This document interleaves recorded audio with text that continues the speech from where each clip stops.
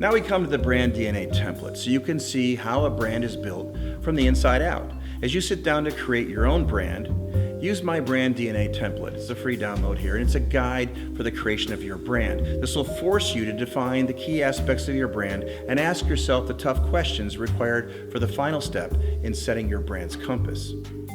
Brand DNA template. To help visualize a brand and understand exactly where it's going, I want to put everything down on paper for you to help you see the big picture. So you'll find that by answering these questions, you and everyone involved in your brand will be forced to make the important key decisions about your brand that may have previously been put off or were ambiguous or whatever. But by creating this template, everyone is on the same boat and we're all rowing the same direction.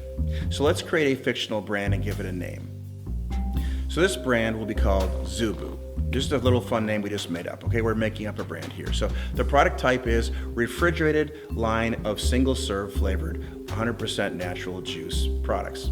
And our distribution channel will be retail stores, club stores, bulk pack to grocery and C-stores, and maybe school vending, all right? So the product positioning is going to be the goodness of 100% natural juice tied to the keen interest kids have for animals. Opportunity. So the Zubu brand owns the distinctive visual patterns of well-known animals. We always look for brands that we know when we shop. Kids love animal patterns and the markings, and they recognize them before they can even read. It's wired into their DNA. Kids will point out the cheetah years before they can read the word cheetah. This is a brand with built-in universal love and recognition for kids of reading age and below. So the brand personality. All right, it's going to be, I'm fun and wild. You read about me in your storybooks, you watch me on Animal Planet, your parents take you to see me at the zoo, and you can recognize me from across the aisle from all other kids' products. So you know me, so pick me out and take me home. So the brand story. Take a fruit safari into the kingdom of Zubu, where you will experience wild, untamed flavors. It's fun for kids of all ages. Unique selling proposition. Zubu is the visual brand of animal patterns in the children's marketplace. Zubu is all natural 100% fruit juice. The target audience? Zubu is a brand with a built-in fan club, kids 2 to 10 with secondary appeal to moms and animal lovers everywhere. The primary message to kids? Recognize, bond with, and select your favorite animal products. To moms, good for you and it's 100% natural. The product configuration. Kids size, single serve, easy to open packaging. And the product benefits, these might be 100% natural, 100% juice, not from concentrate, single serve aseptic packaging, 6 months shelf life stable, whatever they are. And a product pricing structure, of course, that will have just a median retail price structure. The product category would be single serve all natural fruit drinks. And of course the tagline would be, it's Zoolicious. Charity support, why not? Let's put one in. Wildlife conservation charity would be great. So category overview. We would be in the refrigerated juices and drinks category. So you would list the category size, growth, and projections, and your competitive set. You'd list and indicate any competitors on the move. And so with that, we've just created a brand. So we'll recap how we position this for you. Let's walk through it. The customer value set, it's 100% natural fruit juice, not from concentrate, kid-friendly. The marketing mix, the product, it's single-serve juice drink. The placement, it's in retail stores, clubs, groceries, C-stores, and school vending. Positioning, kid-friendly, competitive pricing, packaging, maybe it's a 8 fluid ounce PVC bottle with a full shrink wrap. The promotion, we roll out this deal. It's a free case with every 10 free cases. We'll have a little promotion rollout. So the brand identity, the mantra is animal, nutritious, fun. The brand USP is wholesome, natural, fun. So the brand personality, I'm wired into kids' DNA. The brand icon, visuals every kid knows and loves. The brand promise is healthy fun. So that's it. We just built a brand. That's the brand DNA template. So what ensures successful brand positioning? Well, 1, be the first to market with a distinctive value. 2, identify and understand the target audience for your brand. 3, prove why customers should select your brand over the competitive set. And 4, prove the product is relevant and worth more than the money in their pocket. 5, state what this product allows the customer to fulfill or to achieve. and 6, give them reasons to believe your claim. The goal of every brand steward is to have your brand earn the status of customer memory-based selection. This is the holy grail of the brand business. Owning a brand with daily guarantee sales by millions of dedicated customers allows for a lot of vacation time in your schedule. The big idea. Leo Burnett first linked the brand with a big idea as a memory-achieved response to a brand. Here's a couple powerful examples of this connection. Bounty, the quicker picker-upper. Visa, it's everywhere you want to be.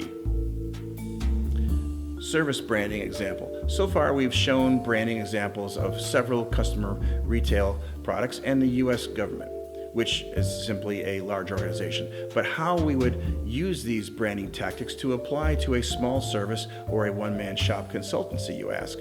All right, well, let's take a look at a single woman who has her own little business. She's a voiceover business. Her name is Debbie Hirata. She has an outstanding voice out in the Northwest, and she's a voice artist with powerful branding insights and a unique position within her talent within a crowded category. And her brand requires a business-to-business approach, and as Debbie is seeking to be hired by documentary producers and feature films for advertising spots, we're going to talk about how we would position Debbie Hirata's voice as a voice artist, okay? So the brand essence, let's talk about this. What is the core of your brand that you do, that you have to offer that defines the uniqueness of your brand? What is the uniqueness of Debbie Hirata's voice? Well, she has a unique ability. Her USP is the power to instill trust. She delivers vocal underlying beauty of mesmerizing tonality, and she's very rich in texture, and she illuminates the conversation, and she does instill trust. That's a unique position we can bank on. So you can just feel this trust in her voice. So the brand overview. Finally, a world-class voice artist with the power to instill trust and the confidence required by prestigious brands to connect with customers' hearts and minds. So what's the brand advantage? Well, you know why directors and agents must use our brand? Well, it's a simple equation. Trust is the invaluable attribute that every brand must acquire.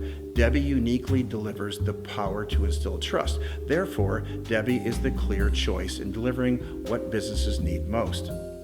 So what's the background? Well, Debbie tells us that male voice talent has been the dominant in her area, and she'd like to break into this field with a feminine vocal alternative. Now, Peter Coyote is the voice artist, very well-established male vocal talent out there, and Debbie's voice is a feminine version, very similar in delivery. So because people know Peter Coyote, we can position Debbie against him. So let's talk about brand positioning, where our brand will reside within a customer mind map, where a genuine and trusted voice is required, and Debbie is the clear choice. Many directors previously confined to male voice actors are now discovering her feminine, believable approach, one that opens doors and to a new and powerful creative expression. So the mnemonic device is voice artist Debbie Hirata is the female Peter Coyote. Note that Peter Coyote is famous in the business with a solid male voice reputation. He's known to deliver a confident, trusting, evoking narrative, so we position her as the female alternative. Elevator pitch. When you think you need a man, think again. Debbie Hirata, the female Peter Coyote. The brand promise is what our brand delivers that competitors do not, the power to instill trust. So the brand mantra, what's the brand mantra? The genetic code for the brand, the 3 words that define the fundamental core values of the brand. Genuine, trusted, female voice. So the brand personality, this is what the brand would tell the customer if it could speak. I'm familiar, I'm genuine, I'm a trusted friend. I speak with natural, effortless feminine beauty, and you can depend on me to communicate the essence of your brand with the power to instill trust. So the competitive set would be male voiceover talent. So work will come from being the only female voice in a male casting call. Considerable big opportunities lie in jobs that only men are considered for. So Debbie offers directors a choice of the power to explore their own creativity. And so what are the product channels for this brand? Well, there's many channels in this little section, and it could be documentary film, movie trailers, TV series, narration, could be a national television commercials. And so positioning a B2B business-to-business brand is exactly the same as positioning a B2C business-to-consumer brand. It's just that the end customer that differs. Now let's look at customer demographics and psychographics and defining your core customer profile. As you position your brand, you must first confirm that there is a viable group of customers that value your product and can afford what you're offering.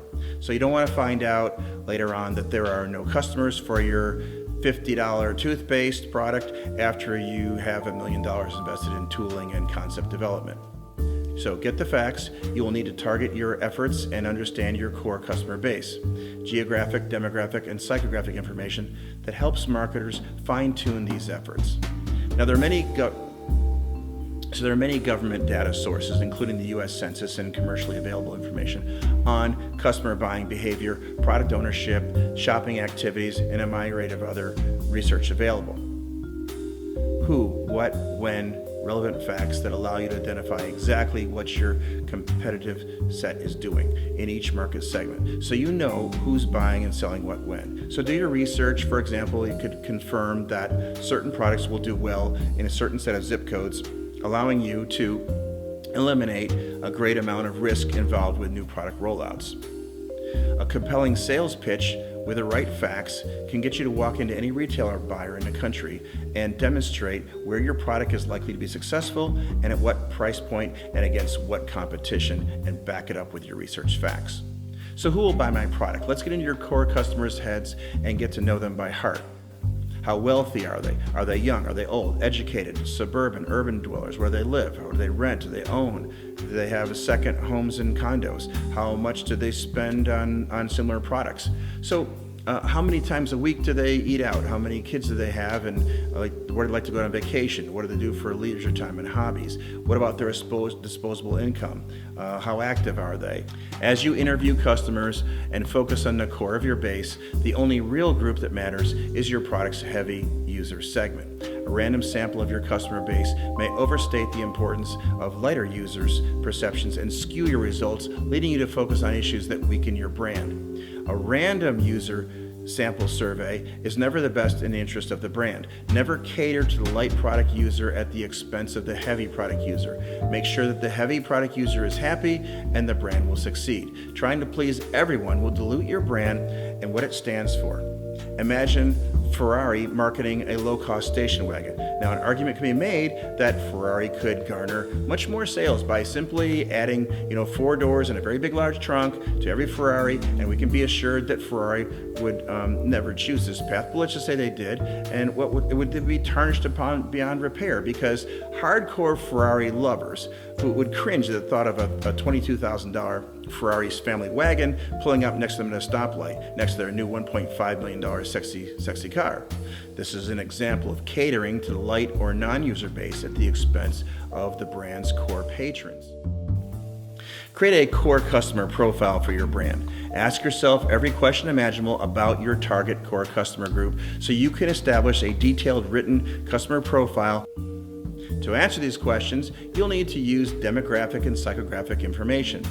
Demographic information is the study of a population-based vital statistics and characteristics that promote a picture of a group of people that may include age, gender, internet use, living arrangements, race, ethnicity, religion, and other related information. Psychographic information is the study of a group of population's lifestyle, attitudes, buying motives, which are usually obtained by surveying. As many statistical sources focus on one or the other, some provide a mixture of demographic and psychographic information. Together, this information will enable you to identify a customer profile for your product. It will also help you refine your product's positioning statement. Your core target customer. Here's a sample of the type of profile you'll need to develop for your brand to help understand your core target customer. Target demographics: men and women 45 to 54. 4 people living in a household, high household income, 100,000 plus, 2 children ages 16 to 17, homeowners, college graduates. Their lifestyle might be suburban, aristocratic, prosperous suburbs, cosmopolitan mix, We might have target psychographics that would be a profile, such as to include active adults with money to enjoy life. They live in larger homes, and they spend some time each year with family and vacation travel. Their travel tends to be outdoors and active. They shop in finer, trendier stores that offer service as well as quality and won't settle for less. They prefer brand names. Their recreational interests might include travel, skiing, bicycling, reading, yoga, and tennis. They might shop at Eddie Bauer and Bloomingdale's, or Linens and Things in Lord & Taylor, Neiman Marcus, Nordstrom and Talbot's. They have an average of 0.8 cruises annually on a Royal Caribbean or Carnival lines, and maybe they prefer vacation in Disney World or Europe. They might stay at the Four Seasons, Marriott, Ritz-Carlton, or the Sheraton hotels. They may fly Delta or United Airlines, or they're computer savvy. Their favorite TV channels might be Discovery Network. They might enjoy shopping in museums, and the children are affluent adults in the making. They might come from affluent families and enjoy finer things. They might be aware of and enjoy the latest mainstream trends. They are active and not averse to spending money or enjoying what they want to enjoy when they want to enjoy it. They might be prone to indulge and reward themselves, and these adults might appreciate collectibles, arts, and fine wines. So once you understand a detailed profile of your customer, you are ready to go to market. Focus groups. Focus groups, surveys, and quantitative research can add to the insight and understanding of your customer and decision-making process in regards to your brand. Once you believe that you have a firm understanding of the market opportunity and your core customer mindset in regards to your product and competitive set, along with the customer perceived value of what you have to offer, you are ready to position your brand. The brand positioning statement. If possible, strive to put your positioning statement on your package. This tells your customer where you want them to place your product within their customer mindset. Budweiser says right in the product very clearly, king of beers. They know how to position their product on every bottle, so there's no doubt where it sees itself. For years, Gatorade bottles simply had the brand name followed by positioning thirst quencher. In Gatorade's case, the positioning statement is also a product benefit. Up next, tell your customers what you want them to do.